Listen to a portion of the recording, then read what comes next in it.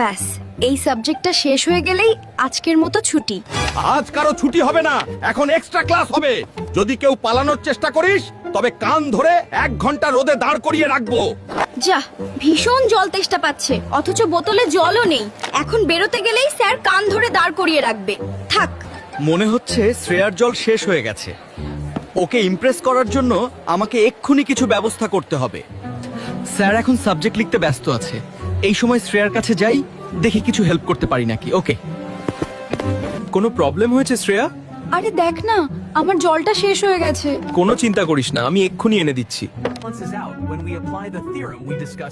এই নাও শ্রেয়া, তোমার জলের বোতল। অনেক কষ্ট করে ভরে নিয়ে এসেছি। Thank you Shubho. প্লিজ ভাই, আমার জলের বোতলটা ভরে এনে দে। তুই তো সবাইকে এনে দিচ্ছিস, আমি না হয় তোকে 2 টাকা দেব। তুই আমাকে 2 টাকা দিবি? তোর এত বড় আস্পর্ধা! তুই কি আমাকে রামু কাকা পেয়ে গেছিস নাকি? তোর মা বাবা এত পয়সা খরচা করে স্কুলে লেখাপড়া শিখতে পাঠাচ্ছে, আর তুই এইখানে লোকের জল ভরে দিচ্ছিস। আজ 100টা উঠবস করে তবেই বাড়ি যাবি।